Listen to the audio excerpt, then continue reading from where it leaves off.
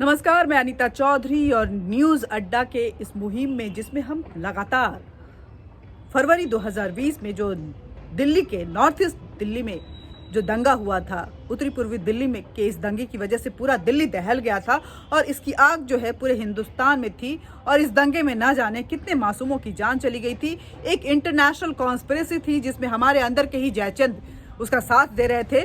कुछ मुसलमानियत के नाम पे, कुछ वामपंथ के नाम पे इस देश को बर्बाद करने की गहरी साजिश रची जा रही थी। हम लगातार आपसे इस मामले को लेकर के बात कर रहे हैं।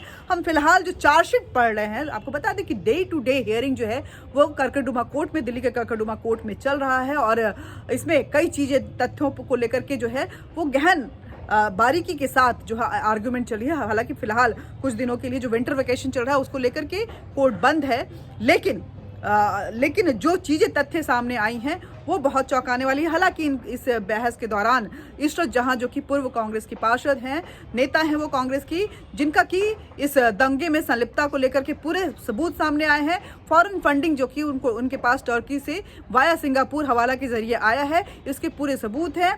उनकी तरफ से सिंपैथी जरूर कोर्ट में लेने की कोशिश की जा रही है। कहा जा रहा है कि जेल में जो बाकी कैदी हैं उनको अच्छे से ट्रीट नहीं कर रहे, उनको आतंकवादी बोल रहे हैं। लेकिन मैं इशरत जहां जी को बोलना चाहती हूँ कि इशरत जहां, आप समझिए कि आपने कितना गंदा काम किया है कि एक कैदी जिसको कि हम अपराधी बोलते हैं वो भी आपके सामने आपके लिए अच्छी बातें नहीं बोल पा रहा है और आतंकवादी के नजरिए से आपको देख रहा है, क्योंकि आपने काम ऐसा किया। भले वो कैदी है, कुछ अपराध उसने जरूर किए होंगे जिसकी सजा वो जेल में रह के भुगत रहा है, लेकिन देश के लिए सम्मान है उसके अंदर में। वो अपने भारत के लिए कोई भी बुरी निगाह नहीं देखना चाहता है। यही वजह है कि आप उसके लिए आतंकवादी हैं। आपको समझने की जरूरत है और सुधरने की जरूरत है और आपने जो काम किया है वो माफी के काबिल नहीं है। आपको बता दें कि हम हर दिन के 13 दिसंबर 2019 से लेकर के 23 जनवरी 2020 तक सर्जिल इमाम की चार्जशीट पढ़ रहे हैं। सर्जिल इमाम लगातार एक्टिव रहा है, जगह जगह पे जाके वो भाषण दे रहा है, वो लोगों को उकसा रहा है, लोगों को लामबंद कर रहा है। मुसलमान कम्युनिटी को लेकर के वो कट्टरवाद जो भाषा होती है उसका इस्तेमाल कर रहा है, उनको प्रोवोक कर रहा है, उनको भारत को बंद करने के लिए उकसा रहा है। भारत की रफ्तार वो रोकना चाहता है, कहीं पे चिकन नेक को वो काटना चाहता है, कहीं पे चक्का जाम के जरिए वो भारत के हर हाईवे को बंद करना चाहता है ताकि सप्लाई जो है वो बंद हो जाए, भारत रुक जाए, इसकी अर्थव्यवस्था डगमगा जाए, भारत बर्बाद हो जाए और इसकी वजह से जो इंटरनेशनल फोरम है उनका ध्यान इधर जरूर आकर्षित हो। ये एक इंटरनेशनल साजिश थी जिसका साथ हमारे अंदर के लोग दे रहे थे। वैसे आपको बता दें कि भारत के सामने जब भी इस तरह की विषम परिस्थितियां आई हैं, भले ही बाहरी देश जो है वो भारत को बर्बाद करना चाहे, उनकी सोच वो रही, लेकिन उनका साथ हमारे अंदर वाले ने ही दिया। चाहे वो बाबर का जमाना हो, चाहे अकबर का जमाना हो, चाहे औरंगजेब का जमाना हो, या फिर अभी जो CNRC के नाम पे ये जो नंगा नाच चल रहा था दंगे का, वो हो। तो अब मैं पढ़ना शुरू करती हूँ वो चार्जशीट को। 23 तारीख को सर्जिल इमाम जो है वो बिहार गया है। क्या लिखा गया है चार्जशीट में? In pursuance in for the hands of common conspiracy accused Sharjeel Imam went to Chakan गया Bihar for mobilization of Muslim against CNRC as per conspiracy. He delivered a speech which aimed at disturbing the unity, integrity, security, sovereignty of India.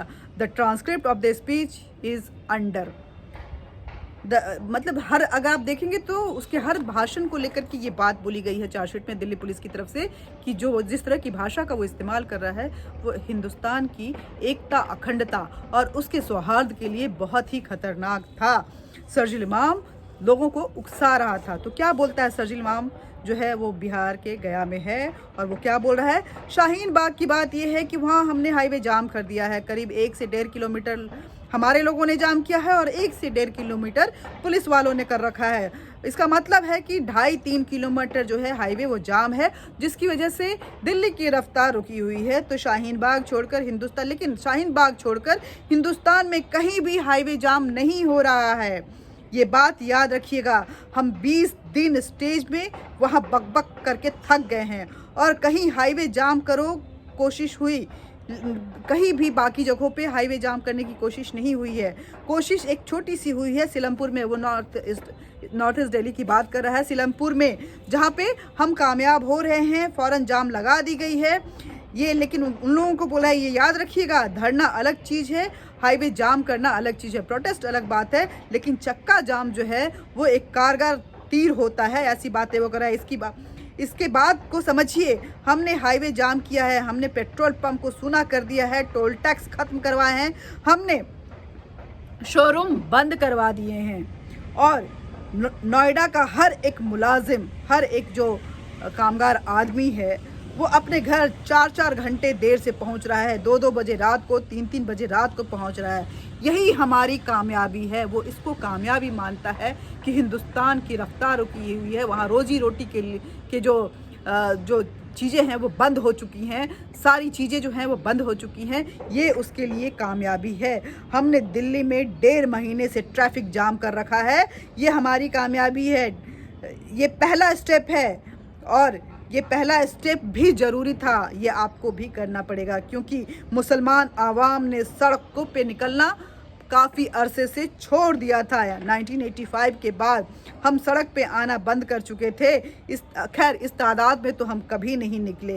ये पहला step है कि मुसलमान आवाम सड़कों पे आई है। दूसरा स्टेप क्या होगा, अब उस आवाम का जो गुस्सा है उसका इस्तेमाल करना होगा। लोगों को पता नहीं क्या करवाना चाहता है, ये सड़क जाम करवाना चाहता है, उस आवाम के को प्रोवोक करके ये उसका गुस्सा जो है हिंदुस्तान को बर्बाद करने के लिए, दंगे फैलाने के लिए इस्तेमाल करना चाहता है। और मुसलमान जो हैं इस वक्त जितने भी पढ़े लिखे थे, इंटेलेक्चुअल थे, बहुत ही चाहे वो जावेद अख्तर हों, चाहे सलमान खुर्शीद हों, चाहे फरहान अख्तर हों, या जिन भी के जो अपने आप को इंटेलेक्चुअल, एक सोबर पेज 3 के मुसलमान के अपने आप को कहते हैं, जो कि एक कट्टरवाद से ऊंचा उठ के समाजवाद और ब्रॉड थिंकिंग की बात करते हैं, उनकी सच्चाई सामने आ गई थी। इनफैक्ट जो फिल्म स्टार थे, कई फिल्म स्टार जो हैं वो खुलकर सामने आए थे, और ये समझ में आ गया था कि आज तक वो कितनी बड़ी एक्टिंग कर रहे थे एक सेकुलरिज्म के नाम पे, और कितने बड़े कट्टरवादी सोच उनके अंदर जो है वो छिपा हुआ था। मुसलमान लेकिन कैसे करेंगे इस गुस्से का इस्तेमाल? ये एक सबसे आसान चीज़ है जिसका कि सड़क को बंद कर दें। ऐसा सर्जिल इमाम बोल रहा है कि अगर अपना गुस्सा है को इजहार करना है तो सबसे पहला स्टेप है कि आप सड़क जाम कर दें, हाईवे जाम कर दें। कोई भी काम होना नहीं, इतना आसान काम है। सोचिए ज़रा सा कि कितना आसान काम है ये। बस 500 लोग हाईवे पे बैठ जाओ, और हमारे लोगों की कमी नहीं है, हमारे बच्चे जो हैं वो आएंगी, हमारी ख़वातीन जो हैं वो बैठेंगी, और वो उनके अंदर वो जोश की कमी नहीं है। आप सोचिए कि आसाम में, बंगाल में डिटेंशन कैंप जो है वो लगा हुआ है, लोगों को वहाँ पे बंद किया जा रहा है। अगर ये डिटेंशन कैंप बिहार में भी आ जाता है तो आपके लिए कितना खतरनाक हो सकता है। हालांकि आपको बता दें कि डिटेंशन कैंप में जो घुसपैठिए होते हैं उनको रखा जाता है, और ये एक किसी भी देश के इंटीग्रिटी को बनाए रखने के लिए, उसके बॉर्डर सिस्टम को सिक्योर्ड करने के लिए ज़रूरी होता है। उस डिटेंशन कैंप में बाकायदा रखे गए लोगों का ख्याल रखा जाता है, खाना पीना दिया जाता है, 2 देशों के बीच में बातचीत होती है, और बाद में जो भी उस पर सहमति बनती है उसके अकॉर्डिंगली उन लोगों को उनके देश में भेज दिया जाता है। ये भारत ने किया तो तो क्या गलत किया? क्या भारत को अपनी सरहदों की सुरक्षा का कोई अधिकार नहीं है? लेकिन अगर सर्जिल इमाम और उमर खालिद और योगेंद्र यादव, प्रशांत टंडन जैसे लोग चाहें तो शायद इस देश में कोई सरहद ही ना रहे। हर कोई पाकिस्तान से, बांग्लादेश से कोई भी व्यक्ति यहाँ आ जाए, रह ले, लेकिन उनका जाना नहीं हो सकता है, क्योंकि वो जब उनको भेजा जाता है तो वो माइनॉरिटीज़ में आ जाते हैं, अल्पसंख्यक हो जाते हैं, और सरकार उनके साथ बुरा व्यवहार करती है। ऐसे वामपंथ सोच को कहाँ पे रखा जाए, मैं खुद से नहीं समझ पाती हूँ कि हमारे देश के लोग रोज़गार के लिए तरस रहे हैं, और ऐसे भीड़ हम जमा करते रहेंगे तो आखिर कैसे हम अपने देश को बचा पाएंगे, हम अपने युवाओं को रोज़गार दे पाएंगे? बताइए ना, आप लोग बताएंगे कि आपके घर की औरतों को जब ले जाया जा रहा होगा तो आप क्या कीजिएगा? हमने शाहीन बाग में कोशिश की कि हाईवे ब्लॉक किया, और इसका 1.5 महीने से वहाँ पे ब्लॉक है, लेकिन शाहीन बाग अकेला पड़ गया है। अब ज़रूरत है उसको साथ की। अगर उसके अगेंस्ट FIR होती है, उसके अगेंस्ट केसेस दर्ज होते हैं, तो उसमें सिर्फ शाहीन बाग पिसेगा, बाकी लोग नहीं पिसेंगे। 50 से 100 FIR जो है वो हो गई है। हमें कामयाबी तभी मिलेगी जब हर जगह शाहीन बाग जैसा माहौल हो, हर जगह चक्का जाम हो और हर हाईवे जाम हो, और हमारे लोगों की कमी नहीं है, हमारे पास लोगों की कमी नहीं है। 2, 4, 5, 10 हाईवे हैं। हाईवे तो हम लोग मजाक में बंद कर सकते हैं। मजाक में ये चीज़ याद रखना कि शुरू करने में मुश्किल होती है, लेकिन एक बार अगर शुरुआत हो जाती है तो हटाना मुश्किल हो जाता है, जैसे शाहीन बाग में चल रहा है। नीतीश कुमार आपको हटा नहीं सकते हैं, नीतीश कुमार की पुलिस आपको हटा नहीं सकती है। अगर वो कोशिश करेंगे तो उनकी सरकार गिर जाएगी। ऐसी बातें वो कर रहा है। ये तो ट्रांसक्रिप्ट थी उसके स्पीच की, उसके साथ ही उसके फेसबुक पोस्ट और ट्विटर पोस्ट को भी यहाँ पे की कॉपी भी संलग्न की गई है और लिखा गया है कि जिसमें उसने लिखा है कि शाहीन बाग का मॉडल चक्का जाम है, बाकी सब सेकेंडरी है चक्का जाम से। और धरने में फ़र्क समझिए, ये उसने बाकायदा ये चीज़ें जो है उसमें भी लिखी हैं उन्होंने। तो चार्जशीट में कहा गया है, these above mention Facebook post and WhatsApp chat establishes the fact that Sharjeel Imam had never separated himself from the protest, and the exit strategy from Shaheen Bagh was also an act and strategy pursuance and furtherance of common conspiracy।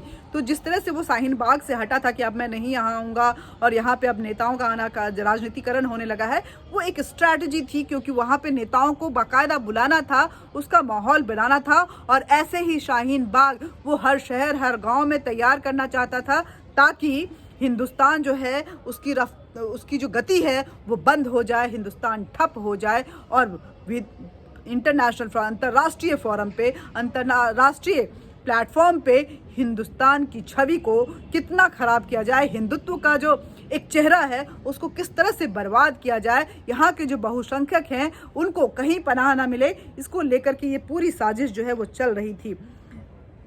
He continued propagating the model of disruptive Chakka Jam, which was tutored to him by his mentor Umar Khalid until before his arrest।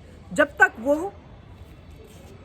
गिरफ्तार नहीं हुआ तब तक शर्जील इमाम, उमर खालिद इस कवायद में लगे रहे कि किस तरह से भारत को बर्बाद करना है, चक्का जाम करके इसकी रफ्तार रोकनी है, यहाँ के लोगों को घर आने जाने से किस तरह से परेशानी उठानी पड़े, रोजी रोटी के लिए किस तरह से यहाँ के लोग तरस जाए, यहाँ के बहुसंख्यकों को किस तरह से बदनाम किया जाए और भारत को किस तरह से विदेशी ताकतों के साथ मिलकर बर्बाद किया जाए। आगे भी हम इस पूरी चार्जशीट की बातें आपको बताएंगे। आज के लिए बस इतना ही। आगे क्या होता है, किस तरह से शर्जील इमाम जब गिरफ्तार होता है तो किस तरह से आखिर उसका क्या क्या कबूलनामा आता है और क्या क्या तथ्य जो हैं वो पुलिस के हाथ लगते हैं। उसके बाद हम उमर खालिद की भी बात करेंगे, खालिद सैफी की भी बात करेंगे, किस तरह से इनकी गतिविधियां होती हैं, और फिर तब आएंगे, क्योंकि आप याद करेंगे कि इस भाषण में वो बोला है कि बस 4 हफ्ते की बात है, ये 23 जनवरी की बात है, जहां वो बोल रहा है कि बस 4 हफ्ते की बात है, 4 हफ्ते के बाद नतीजे सामने आने शुरू हो जाएंगे, हमें वायलेंट होना है, हमें अपने अग्रेशन को, हमें अपने गुस्से को बाहर निकालना है। और ठीक 23 जनवरी को ये बातें बोल रहा है, हम सरकार को कदमों पे ला के रहेंगे। और 23 जनवरी की आधी रात से लेकर 24 जनवरी, और माफ़ कीजिएगा 23 फरवरी की आधी रात से लेकर 24 फरवरी तक जो उत्तरी पूर्वी दिल्ली का जो सिलमपुर इलाके की वो बात कर रहा है, जिस सिलमपुर इलाके को मेंशन किया कि उसको हमने जाम कर दिया है, वहाँ पे एक ऐसा खूनी नंगा नाच होता है जिसमें कई लोगों की जान चली जाती है, दंगे का नाम दिया जाता है, लेकिन ये कोई दंगा नहीं था। जिस तरह के हथियारों का वहाँ इस्तेमाल हुआ था, पेट्रोल बम से लेकर के, बंदूक से लेकर के, रिवॉल्वर से लेकर के, पत्थर से लेकर के, मिर्ची से लेकर के, सारी चीज़ों का उससे साफ जाहिर था कि जो तैयारी थी बाकायदा दुरुस्त थी। और इस तैयारी के साथ मकसद एक ही था कि खून खराबा तो करना ही है, दंगा करना है। ट्रम्प आया हुआ है, भारत को उसकी निगाहें इस तरफ पड़नी चाहिए और भारत को बर्बाद और बदनाम किसी भी हाल में करना है। आज के लिए बस इतना ही। बातचीत करते रहेंगे, लेकिन बातचीत का ये सिलसिला हमारा बना रहे, इसके लिए ज़रूरी है कि आप हमारे चैनल को सब्सक्राइब ज़रूर करें। नमस्कार।